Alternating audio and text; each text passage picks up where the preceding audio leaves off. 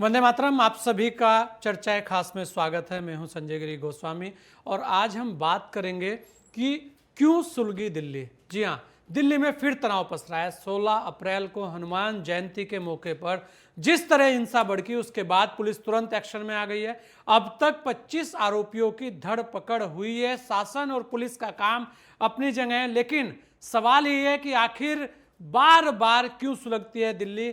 क्या ये सब दिल्ली को सुलगाए रखने की साजिश है? इसके सूत्र कहां तक हैं? इसी पर आज ये चर्चा करेंगे और इसी पर हमारे साथ सभी खास मेहमान बने हुए हैं। हमारे साथ वीरेंद्र बब्बर हैं, प्रवक्ता हैं भारतीय जनता पार्टी दिल्ली के। हमारे साथ किशोर झा जी हैं, प्रवक्ता हैं आम आदमी पार्टी दिल्ली से। हमारे साथ रमेश ठाकुर जी हैं, वरिष्ठ पत्रकार हैं। आप सभी लोगों का बहुत बहुत स्वागत है। मैं सबसे पहले रमेश भाई आप ही के पास आऊंगा, क्योंकि आप पत्रकार भी हैं, बहुत सारी चीजें देखते भी हैं कि आखिर बार बार दिल्ली क्यों सुलगने लगी। इस तरीके की स्थितियां आप देखेंगे कि कश्मीर में दिखती थी कि पथराव हुआ, एक वहां पर यह एक बड़ा मुद्दा रहता था, लेकिन धीरे धीरे कर इसके जो पैर हैं वो बहुत, और इसके हाथ पैर ना बहुत ज्यादा निकल रहे हैं। लेकिन दिल्ली में इस तरीके की घटनाओं का होना बहुत बड़ा प्रश्न चिन्ह है। देखिए संजय जी, मुझे लग रहा है बुनियादी तौर पे हमें दो चीजों को इस बार गौर करना होगा। पहला तो ये है, जो जो जिसको हम राजधानी कहते हैं, यहाँ की सुरक्षा बहुत हाईटेक है, यहाँ की व्यवस्थाएं बहुत सारी हाईटेक है, लेकिन उसके बाद में लॉ एंड ऑर्डर कहाँ कमजोर रह जाता है, कहाँ चीजों को पकड़ नहीं पाता है। जब जहां पे इंसिडेंट घटा है उससे पहले हमारी जो सारी एजेंसियां यहाँ पे रहती हैं, पुलिस सतर्क रहती है, वो एक चीजों को आइडेंटिफाई क्यों नहीं कर पाई कि यहाँ पे इस तरह का बलवा होना है या इस तरह की होने वाली हैं। यही चीजें जब जाफराबाद में जब दंगे हुए थे तब भी वो चीजें नाकामी आई थी। कमोबेश अगर आप सही से देखो दोनों घटनाओं को, पिछले वक्त के जो दंगे हुए थे जाफराबाद में और जहांगीरपुरी का मसला, तो दोनों एक ही आपको इशारा करेगा और तस्वीरें एक ही जैसी दिखती हैं। घटना होती है, प्री प्लान घटना होती है, लोग वीडियो बनाते हैं, वीडियो भी बनाते हैं, एक तरफ झगड़ा हो रहा है, दूसरी तरफ जब वीडियो बनाया जा रहा है तो ऐसा लगता है कि ये सारी की सारी पटकथा पहले लिख दी जाती है। और कहाँ लिख दी जाती है, इसके सवाल मुझे लग रहा पुलिस को खोजने चाहिए और हम लोगों को मंथन करना चाहिए, पॉलिटिकल पार्टियों को मंथन करना चाहिए आखिर ये चीजें क्यों हो रही हैं और तब क्यों होती हैं जब दिल्ली के अंदर चुनावों की सुगबुगाहट होती है, देश में किसी जगह चुनाव की सुगबुगाहट होती है। तो ये सारी कड़ियां मुझे लग रहा जोड़ने की जरूरत है। इस समय मुझे लग रहा पॉलिटिकल पार्टियां एक दूसरे पे जैसे आरोप प्रत्यारोप लगा रही हैं। आम आदमी पार्टी भाजपा को कह रही है, भाजपा आम आदमी पार्टी को कह रही है। अच्छा रमेश ये भाई, वक्त ये बात तो आपने बहुत अच्छी की कि सोचना चाहिए और कहीं ना कहीं दलों को भी सोचना चाहिए। तो रमेश भाई, ये नहीं सोचना चाहिए दलों को कि वो जो आरोप प्रत्यारोप करते हैं उसकी क्या आवश्यकता रहती है? अगर किसी बात पर सब सहमत हैं तो उस बात का निष्कर्ष निकाले ना। उस बात को रबड़ की तरह क्यों खींचा जाता है? अगर एक आदमी उस तरीके के आरोप लगा रहा है तो आप तो फिर एक तरफ से चले जाते हैं, तो उसका मतलब सीधा सीधा ये लगता है कि जैसे पहले जो दल हैं वही उस तरीके की स्थिति में नहीं आते कि भाई चलिए इस बात पर किसी ना किसी तरीके से अंकुश लगाया जाए। बताइए कौन सहमत है उस बात पर? देखिए, इसमें एक चीज और है जो आपने कहा, बिल्कुल सही बात है, लेकिन मुझे लग रहा है ये परिपाटी और ये व्यवस्था जो है खत्म हो गई है। क्यों हो गई है? हमने यूपीए गवर्नमेंट के भी समय देखा। जब यूपीए गवर्नमेंट थी, हम पुरानी बात नहीं करेंगे, चंद्रशेखर समय की बात नहीं करेंगे, हम एचडी देवगौड़ा समय की बात नहीं करेंगे, और ना ही अटल बिहारी वाजपेयी की जब सरकार चल रही थी तब की बात नहीं करेंगे।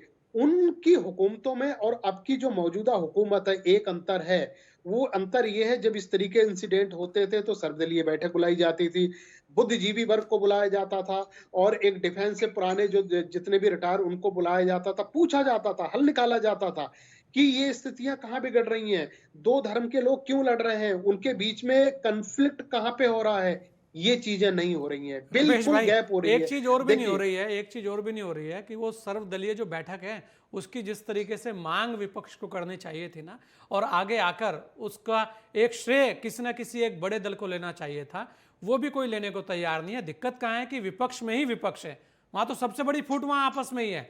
चलिए, मैं रमेश भाई इसके बाद आपके पास भी आऊंगा। मैं किशोर झा जी से जरा पूछ लेता हूं।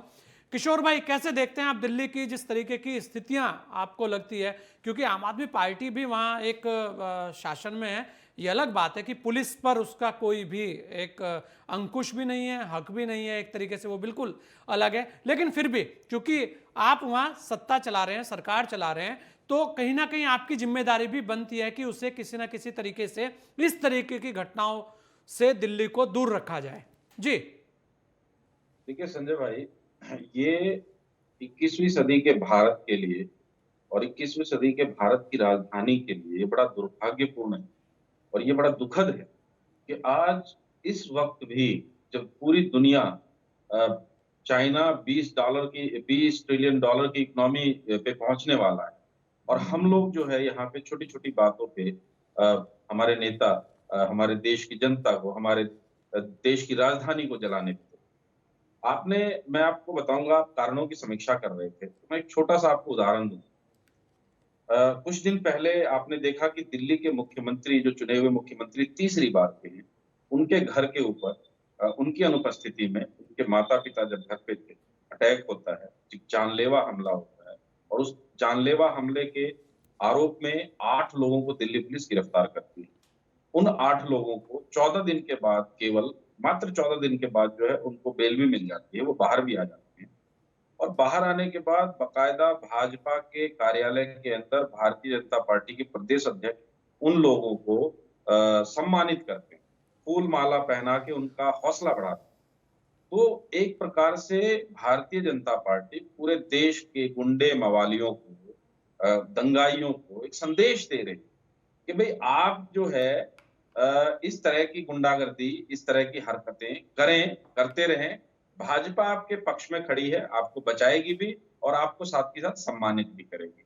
तो कहीं ना कहीं ये संदेश जो है, जो देश भर में देने की कोशिश की जा रही है कि भारतीय जनता पार्टी तमाम दंगाइयों के साथ, तमाम गुंडों के साथ मजबूती से खड़ी है, ये बहुत गलत है, ऐसा नहीं होना चाहिए।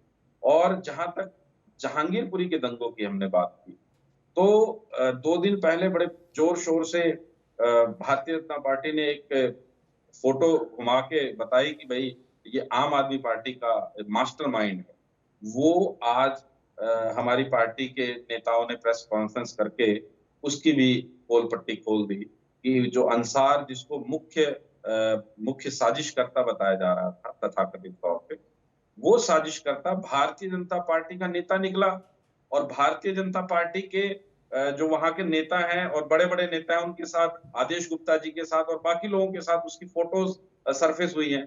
तो मुझे लगता है कि जिस तरीके की स्थितियां का निर्माण ये चुनाव के नजदीक आने पे भारतीय जनता पार्टी करती है, वो कहीं ना कहीं हो सकता है कि इनको 2-4-10 वोटों का फर्क पड़ जाए, हो सकता है ये 2-4-10 सीटें जीत जाए उससे, लेकिन देश के लिए ओवरऑल किशोर भाई, ये बहुत ही एक बड़ा चीज और भी तो है खतरा किशोर जी, है, क्योंकि चैलेंज आपने है।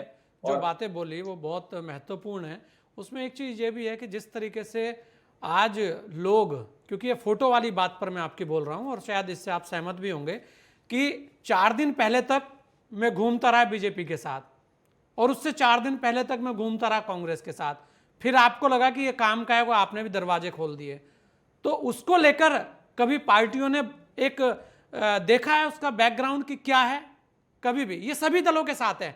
हर किसी को वोट की राजनीति इतनी अच्छी लगती है कि कोई भी व्यक्ति है, उसका बैकग्राउंड क्या है, क्या नहीं है, क्या किया, उसके बाद सब पल्ला झाड़ते हैं कि फलाने के साथ उसका फोटो था, फलाने के साथ उसका फोटो था।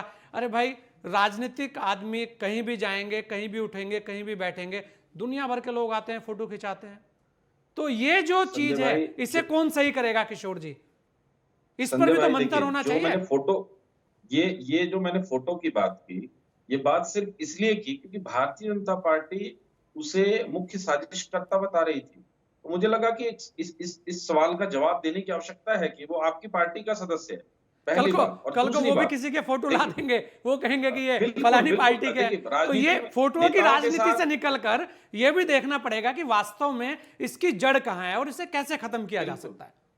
मैं संजय भाई उसी की तरफ आ रहा था जी, इसकी जड़ में आप जाइए तो जैसे आप देखेंगे कि कोई अपराध होता है, कोई हत्या हुई। मैं एक छोटा सा उदाहरण देता हूँ। कोई मान लीजिए एक हत्या होती है, तो पुलिस जब इन्वेस्टिगेशन शुरू करती है तो इन्वेस्टिगेशन यहां से शुरू होती है कि इस हत्या से बेनिफिट सबसे ज्यादा किसका है, इस हत्या का लाभार्थी कौन। इसी प्रकार से देश के अंदर अगर दंगों की आप जांच करेंगे ईमानदारी से और पड़ताल होगी, तो आपको ये पता चलेगा कि इन दंगों का जो सबसे बड़ा लाभार्थी है वो भारतीय जनता पार्टी है। देश में दंगे हो, कम्युनल टेंशन हो, सांप्रदायिक तनाव हो और अ, असल मुद्दों पे ना डिबेट होके टीवी चैनलों के द्वारा इन मुद्दों पे डिबेट नहीं तो हो, पूरा देश जनता बेवकूफ है। में भावनाएं भड़काएं, आप जो बता तो रहे हैं इससे किशोर जी, भारतीय ये जनता कि पार्टी सारा को इस सीधा तरफ है सीधा कि फायदा होता पूरा है। देश फिर उसमें बह रहा है। ऐसा नहीं है, बिल्कुल नहीं है। फिर आपको कैसे वोट मिल गई? पंजाब में आप कैसे आ गए? दिल्ली में आप नहीं, कैसे आ गए? मैंने कहा कि पूरा देश दंगों के ऊपर वोट नहीं करता है, लेकिन इनको दंगों से फायदा होता है। जैसे मैंने पहले कहा कि कुछ वोटों का ही सही, कुछ सीटों का ही सही फायदा इनको पहुंचता है। ये इनका ट्रैक रिकॉर्ड रहा है। हर चुनाव से पहले एक दंगे कराने की प्री प्लान साजिश होती है, फिर उसको जो जमीन पे जो है अपने फ्रिंज ऑर्गेनाइजेशंस के द्वारा उसको जमीन पे उतारा जाता है उस साजिश को। और ये लगातार घटनाएं होती आ रही हैं और जिस प्रकार से केंद्र सरकार और तमाम राज्यों में जो इनकी सरकारें हैं या ये विपक्ष में जो इनके संगठन है, वहां पे जिस प्रकार से ये किया जा रहा है, ये देश के लिए बड़ा दुर्भाग्यपूर्ण है। और ये मुझे लगता है कि ये वक्त आ गया है कि सबको मिलजुल के एक लेकिन साथ किशोर जी, इसमें बहुत देश के सारी अंदर जो है बातें अभी भी भाईचारे को, प्रश्न अमन चिन्ह को लगाती पुनः हैं। स्थापित करने की किशोर जी, आवश्यकता आपकी बातों पर बहुत सारे ऊपर अभी भी प्रश्न चिन्ह लगता है, लेकिन ठीक है। वीरेंद्र जी, क्या तैयारियां करते हैं आप दंगों को लेकर? क्योंकि लगातार ये कहा जा रहा है कि सबसे ज्यादा लाभ आपको मिल जाता है। वो लाभ कहां मिल गया, जरा वो भी बता दीजिए। क्योंकि यहां बात ये हो रही है कि वीरेंद्र जी, जिस तरीके से दंगे भड़क रहे हैं आए दिन, और ऐसा नहीं है कि दिल्ली है, उसके अलावा भी और जगह है, और ऐसा नहीं है, इसमें एक बहुत बड़ी बात यह भी है कि बहुत सारी जगह यात्राएं निकली तो वहां मुस्लिम जो लोग हैं उन लोगों ने बहुत अच्छे से स्वागत किया, फूल बरसाए, वो भी एक तस्वीर है। लेकिन दिल्ली की तस्वीरें बहुत कुछ कहती है, क्योंकि दिल्ली देश का दिल है, देश की राजधानी है। वहां इस तरीके की घटना बहुत शर्मनाक है। देखिए, निश्चित रूप से मैं आपसे कहना चाहूंगा, अभी मुझसे पूर्व आम आदमी पार्टी के प्रवक्ता बोल रहे थे। उन्होंने कहा कि सीएम के निवास के ऊपर जो भारतीय जनता पार्टी के कार्यकर्ताओं ने जो प्रदर्शन किया, उनके गेट के ऊपर भगवा रंग डाला, उसके ऊपर उन्होंने कहा कि सीएम साहब घर पे नहीं थे, और साथ में बोल दिया कि सीएम साहब पर जानलेवा हमला हुआ। जब सीएम साहब घर पे नहीं थे तो उनके ऊपर जानलेवा हमला कैसे हो गया? और दूसरी बात, सीएम साहब के घर के अंदर तो कोई गया नहीं, पुलिस वहां मौजूद थी। आज से पहले इतिहास में दिखा दीजिए इस प्रकार के किसी प्रदर्शन के लिए किसी राजनीतिक पार्टी के कार्यकर्ताओं को 14 दिन तक जेल में रहना पड़ा हो। इन्होंने हवा बना दिया, उसी समय प्रेस कॉन्फ्रेंस बुलाई, उसी समय इन्होंने दुनिया भर की के सीएम के ऊपर जानलेवा हमला, सीएम के ऊपर जानलेवा हमला, जो धाराएं बनती थी पुलिस ने बनाई। परंतु आप ये समझिए उस विरोध प्रदर्शन की वजह क्या थी? दिल्ली का एक चुना हुआ मुख्यमंत्री विधानसभा के अंदर जिस प्रकार से एक पिक्चर को लेकर के मजाक उड़ाता है, जिस प्रकार से कश्मीर के उन हजारों हिंदू जो वहां के भाई जिनको वहां से भगाया गया, जिन बहनों के साथ वहां बलात्कार किया गया, जिनके साथ वहां जिनकी संपत्ति छीन ली गई, वो कहते हैं ये फिल्म झूठी है। और भारतीय जनता पार्टी के कार्यकर्ता, भारतीय जनता पार्टी के नेता पिक्चर को प्रमोट कर रहे हैं, पिक्चर को प्रमोशन कर रहे हैं। अरे भाई, ये झूठी पिक्चर है, कम से कम प्रमोशन तो मत करो। घर जाके अपने बच्चों को क्या कहोगे कि हम पिक्चर प्रमोट कर रहे हैं? अरे आपने अपने बच्चों को कहा कि मैंने आपकी झूठी कसम खाई थी, कांग्रेस का समर्थन नहीं लूंगा, सरकार बनाऊंगा। आपने उनसे समर्थन भी लिया, आपने सरकार भी बनाया। आपने अपने बच्चों को बताया कि आपने कहा था तनख्वाह नहीं लूंगा, सैलरी नहीं लूंगा, कोठी नहीं लूंगा, सुरक्षा नहीं लूंगा, आपने सब कुछ लिया। और तो और 80 पुलिस अधिकारी दिल्ली पुलिस के होने के बावजूद पंजाब पुलिस से भी आपको सुरक्षा की आवश्यकता पड़ गई। तो हमें ये मत बताइए कि भारतीय जनता पार्टी के कार्यकर्ता का, वो भारतीय जनता पार्टी के कार्यकर्ता थे। डंके की झूठ आपके चैनल के माध्यम से ना फैलाया जाए, कृपया इस चीज को परंपरा है, उस परंपरा का हमने निभाया है। आप जिस प्रकार से हिंदुस्तान के करोड़ों हिंदुओं का जिस प्रकार से मनोबल तोड़ने का प्रयास करते हैं, उनकी भावनाओं को आप छेड़ते हैं। और उसके बाद दूसरी बात, मेरे मित्र कह रहे थे कि मर्डर होता है तो पुलिस तहकीकात करती है कि लाभ किसको मिल रहा है, और फिर वो इनको दिखता है कि लाभ हमें मिल रहा है, बीजेपी को मिल रहा है। अरे साहब, मौलवियों को तनख्वाह देते हैं आप, मुफ्त जो है बिरयानी बांटते हैं आप, मुफ्त बिजली आप मस्जिदों में देते हैं आप, रोहिंग्या को बसाते हैं दिल्ली के अंदर आप, उनके लिए कैंप लगाते हैं दिल्ली के अंदर आप, उनको कैश देते हैं दिल्ली के अंदर आप, उनको राशन देते हैं दिल्ली के अंदर आप, और बात करते हैं कि लाभ किसको मिल रहा है? जो आप कर रहे हैं, क्या कहीं से भी किसी भी राजनीतिक पार्टी के लिए राजनीतिक दृष्टिकोण को देखते हुए जो सरकार में सत्तारूढ़ हो इस प्रकार एक धर्म विशेष के आधार के ऊपर, अरे भैया आप मौलवियों को तनख्वाह देते हैं तो मंदिरों को, पंडित को तनख्वाह देने में क्या दिक्कत है? गुरुद्वारे के ग्रंथी को तनख्वाह देने में क्या दिक्कत है? मस्जिदों में मुफ्त बिजली देते हैं और उसके बाद मंदिरों के अंदर बिजली का बिल लेते हैं, गुरुद्वारों से बिजली का बिल लेते हैं। वीरेंद्र जी, ये सारी बातें तो आपने बता दी। वीरेंद्र जी, लाभ और हानि तो बता दी। हम ये कह रहे हैं जहांगीरपुरी का जो दंगा हुआ है उससे लेकर बोलिए, ये बहुत सारी चीजें हैं, मुद्दा फिर भटक कर कहीं और चला जाएगा। किशोर जी कुछ बोलेंगे, रमेश जी कुछ बोलेंगे। जी देखिए, मैं आपसे ये कहना चाहता हूं, दंगा जहां भी हो वो गलत है, परंतु निश्चित रूप से ये प्री प्लान दंगा था।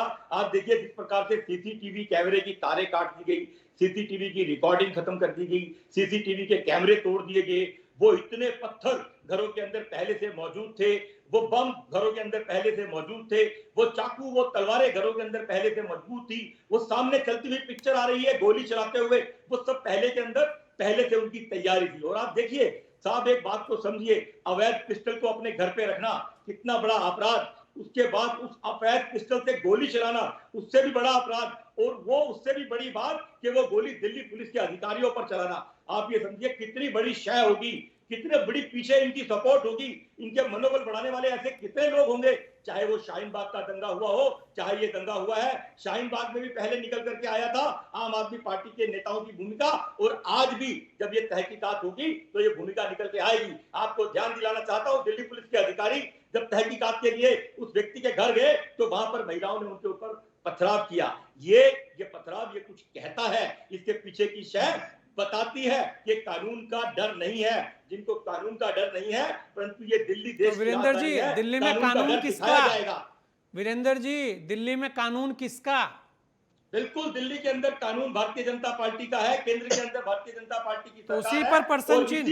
इसीलिए आप ये समझिए, एक पुलिस के अधिकारी को गोली लगी है, दिल्ली पुलिस के अधिकारी वहां थे, सुरक्षा व्यवस्था को संभालना चाह रहे थे, और क्योंकि दिल्ली पुलिस भारतीय जनता पार्टी के पास है, इसीलिए संवेदनशीलता को देखते हुए तुरंत प्रभाव से जितना संभाला जा सकता था, कोई बड़ा एक्शन नहीं लिया गया, क्योंकि हम किसी भी प्रकार से किसी निर्दोष की जान माल की हानि नहीं चाहते। अच्छा वीरेंद्र जी, इसमें रोहिंग्या एक बहुत बड़ा एक सब्जेक्ट है, एक विषय है, उसे लेकर क्या कहेंगे कि उस पर किसकी चूक है? ये देखिए, निश्चित रूप से देश के अंदर आज जो आवश्यकता है, इस देश के अंदर जिन लोगों ने आज तक कई सालों तक राज किया, कांग्रेस पार्टी ने जो हिंदू कॉमन बिल लेकर के आई, जबकि इस देश की आवश्यकता थी uniform civil common code bill, सबके लिए समान अधिकार, सबके लिए एक जैसे अधिकार। ये जो हो रहा है देश के अंदर, हम जो एनआरसी लाना चाहते हैं, जो सीएए लाना चाहते हैं, उसके अंदर सबको मिलकर समर्थन करना चाहिए।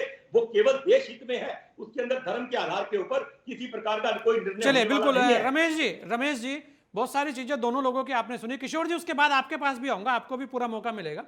रमेश जी, आप ये देखिए, प्रदर्शनों की बात है तो प्रदर्शन तो आपने देखे होंगे, गवर्नर भी रहे हैं बहुत सारे लोग, और आपने देखा किस तरीके से उनकी गाड़ियां रोकी जाती है और बड़े नारे लगते हैं और क्या क्या नहीं होता, ये सब चलता रहता है। चलिए, वो एक अलग चीज है, लेकिन यहां बात यह है कि दिल्ली को लेकर अगर हम इसे इस तरीके से देखें कि क्यों ना दिल्ली में वेरिफिकेशन कराया जाए कि वास्तव में जो लोग हैं वो बाहर से तो आए हुए लोग नहीं हैं, क्योंकि यहां सबसे बड़ा सवाल है घुसपैठियों का।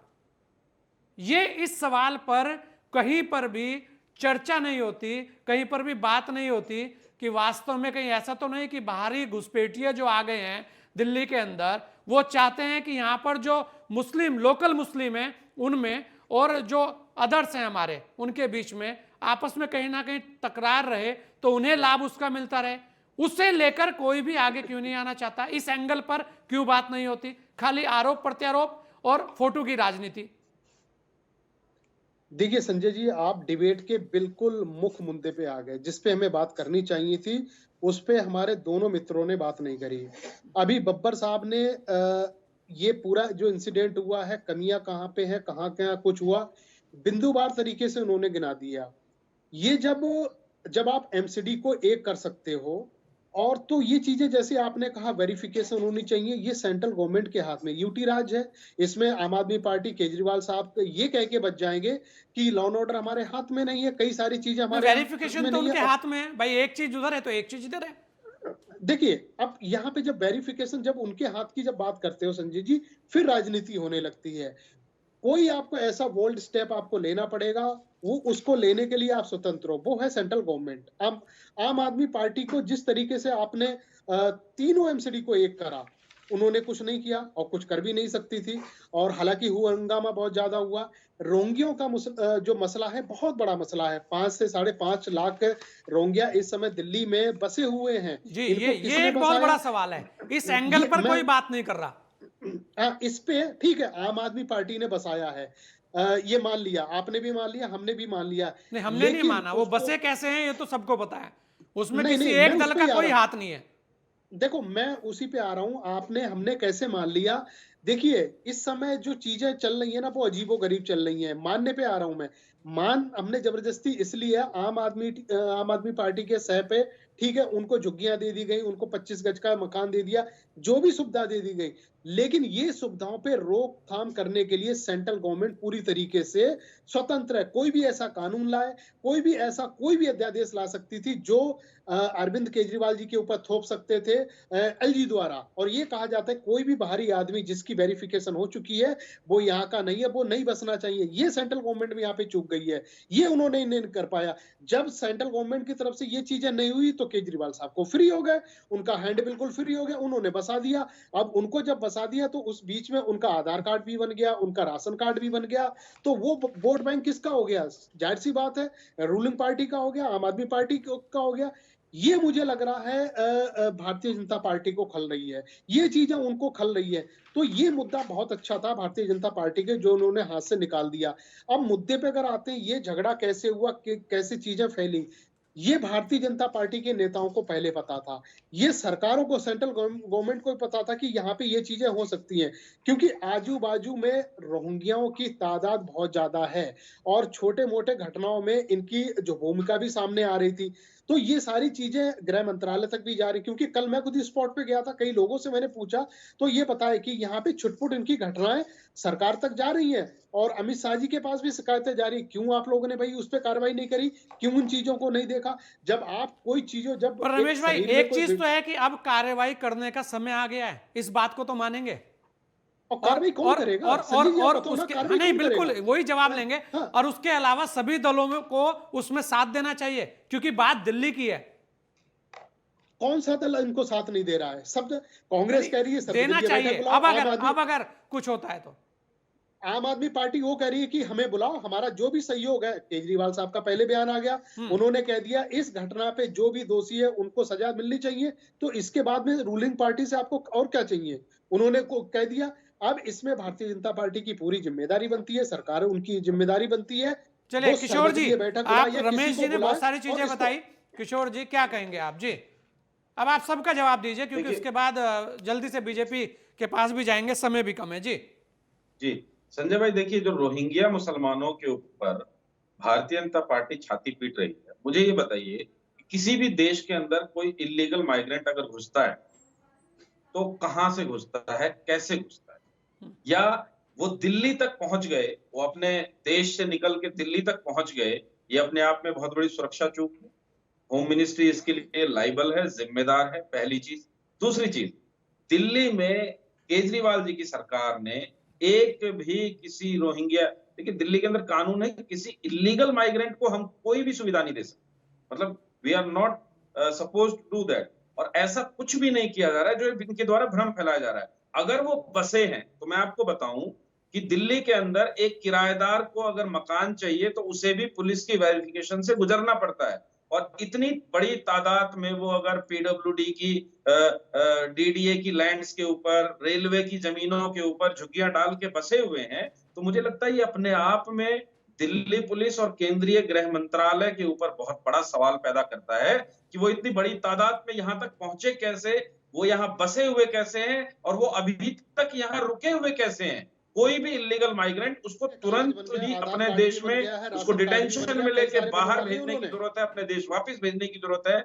और जहां तक इन्होंने कहा कि भाई आधार कार्ड बन गया, आधार आप चला रहे हैं, आप वोटर कार्ड आप बनवा रहे हैं, हम तो कुछ कर ही नहीं सकते। Aadhaar card vote central government control करती है, voter card central government control करती सकती है, हम कहां से कुछ कर रहे हैं? अब बस वो रेलवे की जमीनों पे रहे हैं, बस वो डीडीए की जमीनों पे रहे हैं, तो भाई हमारे जिम्मे आप मतलब क्यों अपनी अपनी नाकामयाबी का आप जो काम है वो आप हमारे सिर मढ़ रहे हैं, ये बहुत गलत है। मुझे लगता है कि दिल्ली की जनता ये भली भांति समझ रही है कि रोहिंग्या जो दिल्ली में बसे हुए या पूरे देश में कहीं भी बसे हुए हैं, उसमें सेंट्रल गवर्नमेंट की बहुत बड़ी नाकामी है, इनकी इंटेलिजेंस की नाकामी है, या फिर ये अपने हिंदू मुस्लिम टेंशन को बढ़ाए रखने के लिए इस खुराक की जरूरत है कि इन्होंने जबरदस्ती जानबूझ के इनको बसा रखा है ताकि हिंदू मुस्लिम का मुद्दा, ये कम्युनल टेंशन का मुद्दा देश भर में, दिल्ली में, देश के अन्य राज्यों में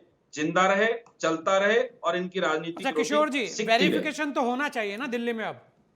बिल्कुल मैंने पहले ही कहा कि अगर दिल्ली के अंदर कोई एक किराएदार को मकान चाहिए, कमरा भी चाहिए, तो उसे अपनी पुलिस वेरिफिकेशन सबमिट करनी पड़ती है मकान मालिक ये को। तो किराएदारों की बात हो रही है, यहाँ तो उन्होंने झुग्गी कहां से झोपड़ियां इतनी वेरिफिकेशन बन गई करवाई? हैं, पानी जा रहा है वहां पर, बिजलियां जा रही हैं वहां पर, उसे लेकर दिल्ली कौन के बोलेगा? अंदर कोई भी जब तक सेटलमेंट फिक्स नहीं है, परमानेंट नहीं है, तब तक वहां पानी और बिजली का कनेक्शन नहीं दिया जाता। ये बिल्कुल गलत धारणा है कि कोई ऐसी जगह है चलिए जहां वीरेंद्र पे जी जवाब जो दीजिए। बिल्कुल गलत धारणा। देखिए क्या है सर, छाछ तो बोले सो बोले, छल्ली बोले जिसमें सौ छेद। जब मेरे आदरणीय भाई इस प्रकार से झूठ एक रेपुटेड चैनल के ऊपर बैठ करके बोलेंगे तो उसका जवाब कोई क्या देगा? मैं आपके चैनल के माध्यम से सबसे पहले आपके जो हमारे बीजेपी के आम आदमी पार्टी के जो प्रवक्ता बैठे हैं उनसे पूछना चाहता हूं कि आप अवैध रोहिंग्याओं का विरोध करते हैं या नहीं करते? आप चाहते हैं कि नहीं बिल्कुल चाहते विरोध कि दिल्ली करते से हैं, बाहर निकाला जाए? बिल्कुल विरोध करते हैं, आप विरोध चाहते करते हैं हैं इन्हें दिल्ली से कोई बाहर भी निकाला जाए? किशोर जी migrant सुन देश लीजिए, के अंदर नहीं रहना किशोर जी चाहिए। बिल्कुल सुन लीजिए जी, बोलिए। देखिए अभी मेरे आदरणीय मित्र कह रहे थे कि अगर कोई किराए का मकान लेता है तो उसे भी पुलिस वेरिफिकेशन की आवश्यकता होती है, बिल्कुल मानता हूं। परंतु जब से आपने दिल्ली के अंदर online Aadhaar card, online voter ID card बनाने शुरू कर दिए, ऑनलाइन वोट बनाने शुरू कर दिए, जिसके लिए किसी प्रकार के दिल्ली पुलिस की किसी प्रकार की किसी वेरिफिकेशन की आवश्यकता नहीं है। जब आप उनको ऐसी जगह पे बिठाएंगे, आपके विधायकों की वीडियो वायरल हो रही है, पूरी दुनिया देख रही है किस प्रकार से बदरपुर के अंदर जाकर के, ऐसे दिल्ली के अंदर कितने स्थानों के ऊपर जाकर के जबरदस्ती टेंट लगवा करके फिर उनको झूठ पैसे फैलाने की दिखाए कोशिश की जा रही है। उनको राशन देते हुए कोई दिखाए जा दिल्ली रहे हैं। सरकार की उसके बाद जब इस कोई बात से प्रोग्राम भाग नहीं रहे है हैं, वोटर कार्ड फ्री बनाने का, बिजली आधार आप कार्ड उनको दे बनाने रहे का। हैं, पानी के टैंकर आप उनके पास लगातार भिजवा रहे हैं, उनको पूरी तरह से आप शय दे रहे हैं, बिना किसी प्रकार की छानबीन किए आप उनका वोट बना रहे हैं, उनका आधार कार्ड बना रहे हैं। वोट बनवाए आप, आधार कार्ड बनवाए हम। तो ये आप समझिए इस बात को कि अगर किसी को दिल्ली से बाहर भेजना है, वो यहाँ बड़ा सवाल तो ये है अब कि वो वीरेंद्र यहाँ जी तक पहुंचे करना क्या कैसे? चाहिए? वो यार दंगा रह कैसे रुके, रहे हैं? आगे बड़ा दंगा ना सवाल हो ये है। और इसकी जांच सही हो, आपने अगर क्या करना आइडेंटिफाई चाहिए? कर किशोर रखे जी हैं, तो उनको उठा के सवाल बाहर सुन लीजिए फेंकिए। जी, वीरेंद्र जी बताइए। सबसे बड़ी दिक्कत ये है कि जब ये बोल रहे थे, मैं नहीं बोला, ये मेरे बीच में ना बोले, इनकी बारी आए तो इनसे दोबारा बुलवाइएगा। जो कहना चाहते हैं ये कहें, मैं जरूर जवाब देना चाहूंगा उनका। नहीं, परंतु वीरेंद्र मेरा जी, ये कहना मैं ये है, कह रहा हूं ये जो कि- दंगे हुए, जी। देखिए सर, ये जो दंगे हुए दिल्ली के अंदर, देखिए दिल्ली के अंदर देश के किसी भी हिस्से में जब दंगे होते हैं तो देश की छवि प्रभावित होती है। दिल्ली देश की राजधानी है और चाहे कोई एक भी इसके अंदर एक भी अगर इनोसेंट व्यक्ति किसी प्रकार से भी सफर होता है, चाहे उसको जान माल का नुकसान होता है, चाहे उसकी संपत्ति का नुकसान होता है, चाहे वो घायल होता है, तो वो देश के लिए दुर्भाग्यपूर्ण बात है। कौन चाहता है कि उसके देश के अंदर दंगे हों? परंतु इस दंगों को रोकने के लिए क्या सामूहिक प्रयास नहीं किया जाना चाहिए? जिस प्रकार से अगर आप देखें, अभी भी नाम छुपाए जा रहे हैं, नाम छुपाए जा रहे हैं। एफआईआर के अंदर नाम है यूनुस इमाम, टीवी के ऊपर, चैनल के ऊपर बताया जा रहा है सोनू चिन्ना। आप समझिए बात को, ये नाम छुपाने के पीछे कौन है?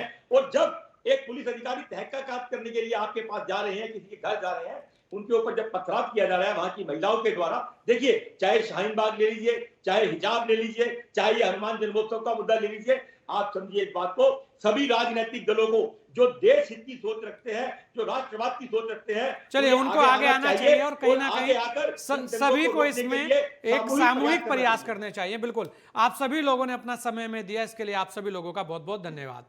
ये ठीक है कि प्रशासन, पुलिस ने तत्परता दिखाते हुए हिंसा फैला रहे लोगों की गिरफ्तारियां की हैं और मौके पर तुरंत कार्रवाई की है, लेकिन आज भी सवाल है कि आखिर जो दंगा हो रहा है उसके पीछे के जो कारण है, उसके पीछे के जो सूत्रधार है वे कौन है? आखिर क्यों बार बार पत्थरबाज, तलवारबाज निकल कर आते हैं? हिंसक प्रवृत्तियों के लोगों को बढ़ावा दिया जाता है। ये बहुत सारे सवाल हैं दिल्ली बहुत खास है और दिल्ली के अंदर इस तरीके की घटना बहुत शर्मनाक है। कहीं ना कहीं अब समय आ गया है कि जो वेरिफिकेशन होना चाहिए वो बहुत जरूरी है। इस चर्चा खास में इतना ही, दीजिए मुझे इजाजत। जय हिंद। देखो ये देखो देखो, गाड़ी तोड़ रहा है, कैसे गाड़ी तोड़ रहा है।